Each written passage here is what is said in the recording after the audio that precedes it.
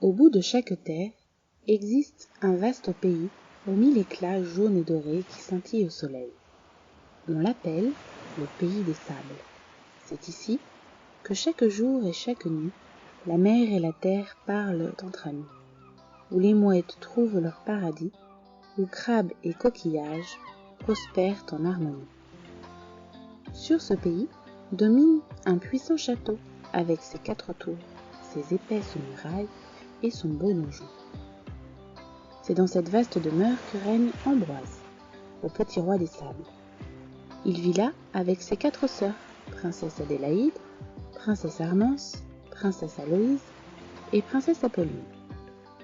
Ils jouent et s'amusent ensemble, insouciants, dans ce beau pays d'enfants, où l'imagination n'a aucune limite. « Si nous allions nous promener ?» propose princesse Adélaïde. « Quelle bonne idée !» répond le petit roi Ambroise. « Allons explorer la contrée des galets. »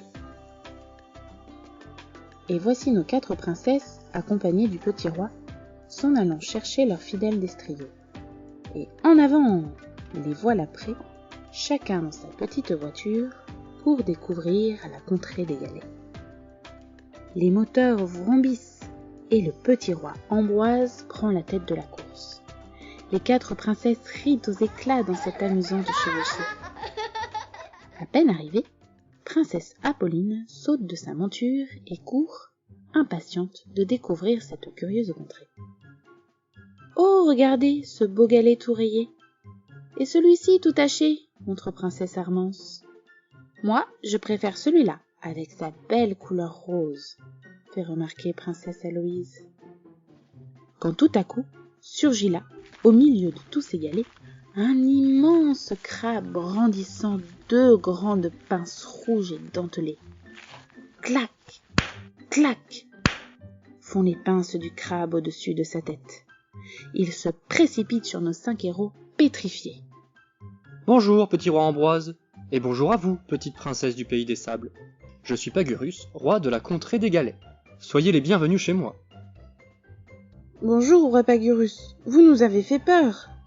Le roi se mit à rire. « Pardonnez-moi, les enfants, j'aime venir réchauffer au soleil ma vieille carapace au milieu de mes galets. Si vous le souhaitez, je peux vous faire découvrir mon royaume. » Les enfants, enthousiastes, suivent d'un pas guilleré le roi Pagurus au bout de la plage des galets. « Faites bien attention à ne pas tomber, cette forêt est très glissante. » prévient Pagurus. Là, le sol est jonché d'algues que les enfants évitent tant bien que mal. Ils aperçoivent au-dessus d'eux d'énormes rochers peuplés d'une multitude de crustacés et coquillages. Bulots, moules, anémones, huîtres, tourteaux s'affairent en tous sens dans le royaume du bon roi Pagurus. « Regardez cette vue magnifique. Du haut de ces rochers, on voit tout mon royaume, où la mer s'étend à perte de vue. »« Comme c'est beau !» s'exclame princesse Armance. « On voit même les bateaux de pêcheurs là-bas !»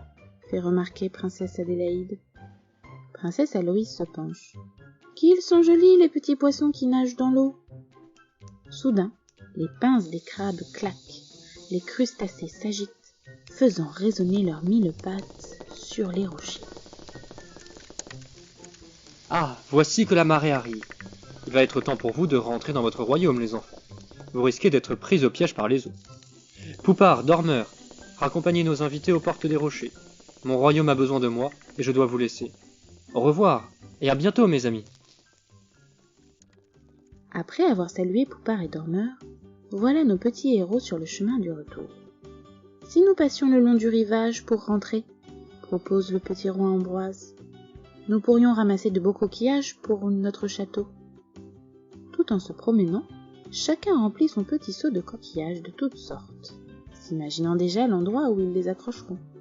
« Mes coquillages ont des formes très rigolotes, » fait remarquer princesse Aloïse. « Regarde celui-ci, » montre princesse Adélaïde. « On dirait un escargot. »« Et celui-là, c'est certainement une corne de licorne, » lance princesse Armance. Pendant que le petit roi Ambroise admire ses trouvailles, voici qu'une vague l'éclabousse de la tête aux pieds. Ses sœurs se mettent à rire. C'est pas drôle, dit le roi vexé. L'écume nous rattrape. Dépêchons-nous. Ils se mettent à courir, mais la mer gagne du terrain. Le petit roi Ambroise sort de sa poche son arme secrète et, à toute vitesse, construit dans le sable un bateau pour ses 4 sœurs et lui. Montez, nous irons plus vite ainsi. Le petit roi hisse la voile et les voilà naviguant sur le sable en direction de leur château. À peine descendus, que les voilà tous à construire une digue pour protéger leur demeure. Le petit roi Ambroise creuse, Adélaïde et Apolline tassent énergiquement le sable pour monter un mur, tandis qu'Armance et Aloïse ratissent de chaque côté pour créer des gouttières qui empêcheront l'eau de rentrer. Plus vite, les vagues vont casser notre château! Les enfants courent dans tous les sens, tentant désespérément de lutter contre la marée qui commence déjà à grignoter le pont-levis. Voilà qu'elle s'attaque autour! Creusez, creusez! Ordonne Ambroise. Les 5 enfants creusent, consolident encore et encore leur château de sable. Mais les vagues reviennent à l'attaque, toujours plus fortes. Les voilà subitement tirés de leur jeu. Allez les enfants, ramassez vos serviettes, on rentre à la maison.